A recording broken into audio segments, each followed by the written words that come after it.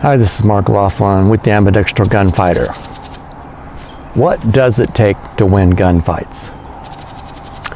Of course, marksmanship, fitness, movement, communication and coordination. Can you think of anything else that would be a determining factor in winning gunfights? What's missing? How about optimal use of cover? And if you've been watching my channel, being ambidextrous is key to optimal use of cover. Which would you prefer? Imagine facing an invader who's determined to kill your family. And let's imagine that first start, one of them is like this guy here, and he's pretty tight to cover, making optimal use of cover, shooting left-handed. Would you rather face him in defending your family, or the second guy who's shooting right-handed around the left side of cover and exposing a little more of his body? Now, you probably think, I don't necessarily want this to be a fair gunfight. It's, I've got to win or my family dies and gets shot and thrown into a mass burial pit. So, yeah, I want an unfair advantage. Now, also notice the difference between those two, between the two guys here. Let's look at the first guy. He's making optimal use of cover. I'll estimate that, say, he's maybe exposing about, for calculation's sake, let's say 12 square inches of his flesh to your incoming fire because he's making optimal use of cover. Now, compared to this other guy who's exposing quite a bit more, probably 5 or 6 times more flesh. So let's say he's exposing 50 square or 60 square inches of flesh to your incoming fire. So you'd probably prefer to have to shoot the second guy than the first guy in defense of your life and your family. It's a little bit easier to do.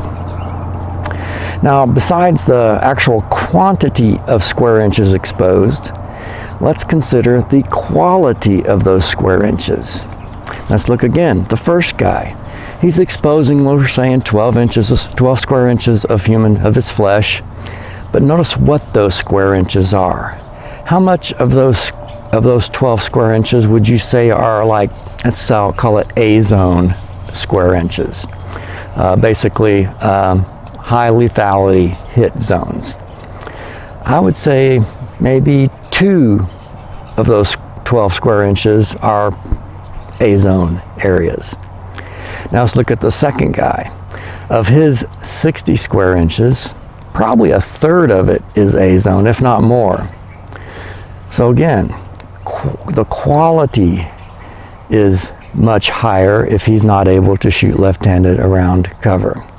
Now, right now we're looking at it just from the perspective of we're trying to shoot our opponent, and we're hoping our opponent is not ambidextrous and therefore is not making optimal use of cover. But what about us?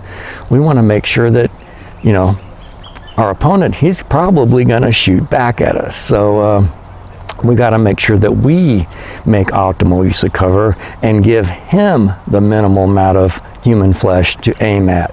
So I only want, when I am shooting at him, to expose that minimal 12 square inches, of which only 2 are quality A-zone square inches, versus being non-ambidextrous and exposing 60 square inches, of which a third are A-zone type hits.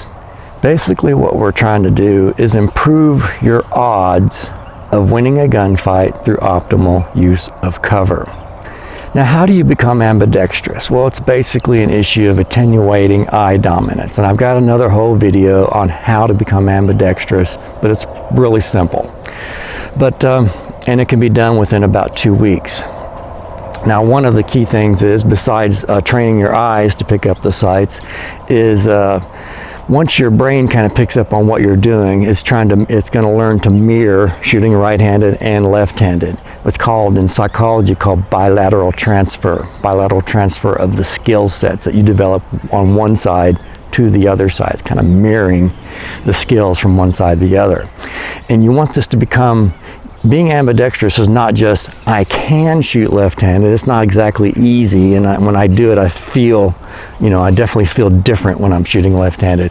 You want to be ambidextrous to the point that you're unconscious and automated in shooting left or right. You're not even thinking about shooting left or right. It's just, you're just making optimal use of cover, and you do that however it needs to happen. So for your brain to do this automated kind of mirroring of left and right, and to make it so that it's this unconscious process while gunfighting to shoot left or right without even thinking about it, what does the ambidextrous gunfighter require of his equipment? Well, he requires perfect mirroring. Now think of like your trigger. Imagine that what it would be like if shooting right-handed, just like normal, you pull the trigger back. But when you shoot left-handed, you had to push the trigger forward. That would be a potential recipe for disaster as far as marksmanship and safety as well, especially when you're just unconsciously flowing left and right for optimal use of cover. And that's pretty much how awkward it is with the other controls given our current rifle designs. Our mag releases need to be perfectly mirrored left and right, so that however you operate, say a mag release right-handed, it needs to be the exact same left-handed. Bolt releases need to be exactly the same. How the operation right-handed needs to be identical for left-handed. The safety or selector switch needs to operate identically left and right. The charging handle should operate identical left and right. And then another factor, of course, is the ejection port. How is the rifle handling ejection of the brass, the empty cases?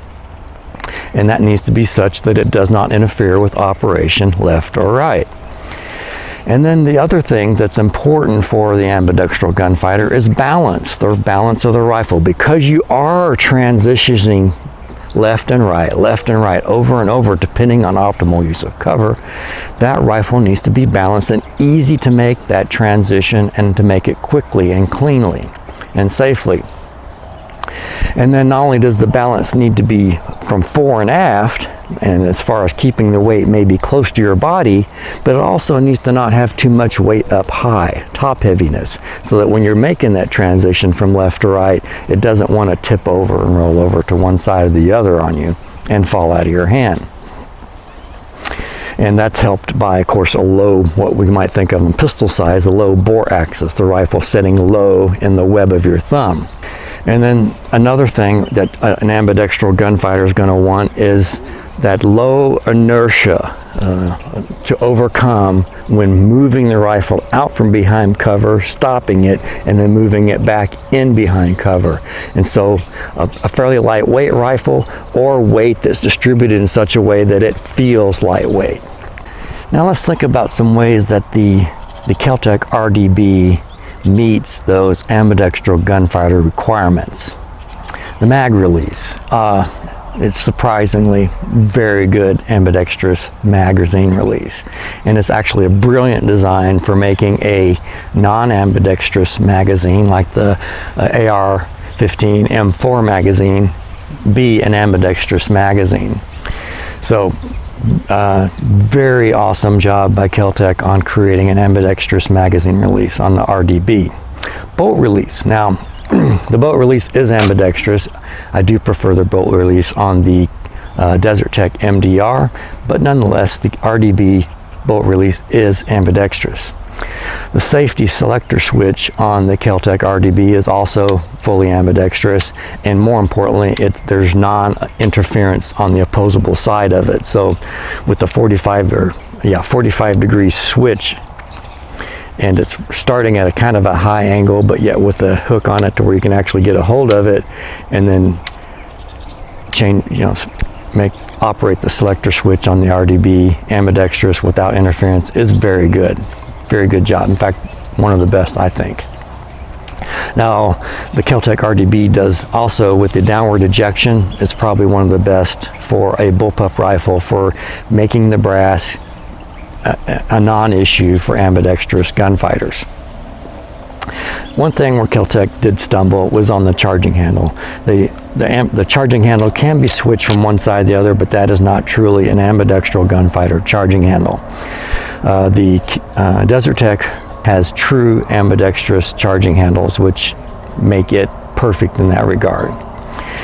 But the Kel-Tec does make up for the failing on the charging handle by being better balanced. It's lighter, almost a pound lighter than the Desert Tech MDR, and also the weight is far less top heavy than the MDR.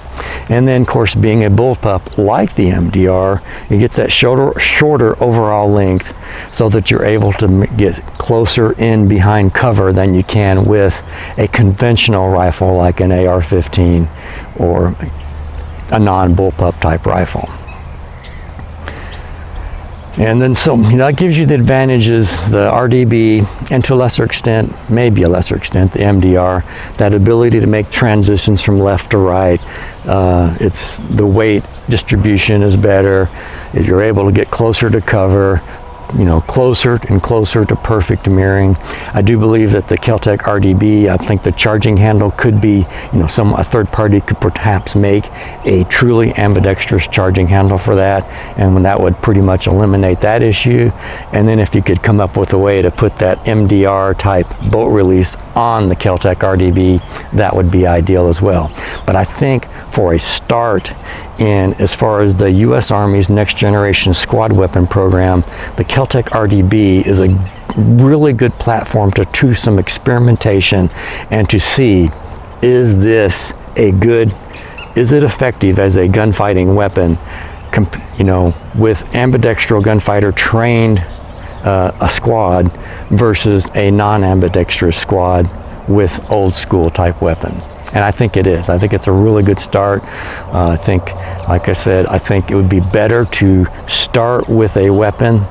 First, find a weapon that's the best for gunfighting, and then we'll figure out from there how to make it durable, but make it durable without impacting its gunfighting ability.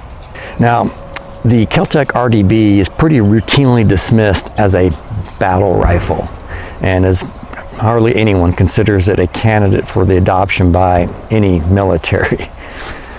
But, over the past couple years, the U.S. Army has been looking toward the next generation squad weapon. The U.S. Army's next generation squad weapon program is looking at this all from the wrong perspective. They should look for a rifle that is best for winning gunfights first, and then figure out what do we got to do to make it reliable and durable for the battlefield. I think back to like my motocross days, in the early 70s and 80s, when the race technology was advancing so fast. What crap bikes we would have had if we had been stuck with like government established motocross spec race bikes. Now, the way I look at it is, let's imagine taking a few squads of riflemen, and let's give them the ambidextrol gunfighter instruction. Let's teach them to be ambidextrous. Let's supply them with an ambidextrol rifle.